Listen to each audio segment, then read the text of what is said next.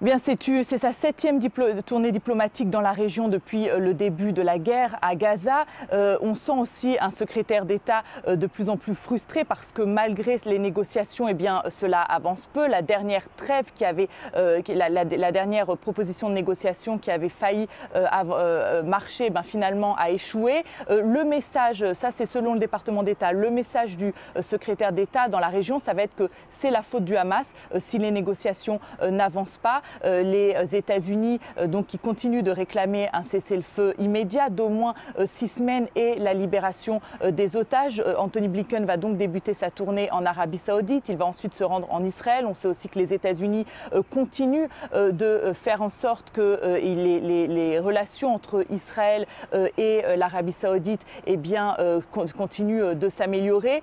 Donc ça va être un nouveau coup de pression de la part du secrétaire d'État américain dans la région il va aussi, on sait que les États-Unis, le Qatar et l'Égypte et Israël tentent depuis plusieurs mois maintenant, les États-Unis, le Qatar et l'Égypte tentent depuis plusieurs mois de mettre en place cette trêve. Le temps presse et donc ça va vraiment être le message du secrétaire d'État Anthony Blinken qu'il n'y a plus le temps. Il y a plus de 30 000 morts côté palestinien. Il y a encore des dizaines d'otages qui sont retenus dans la bande de Gaza et donc le message de Washington, c'est vraiment que le temps presse et qu'il faut absolument arriver au plus vite à un accord sur une trêve.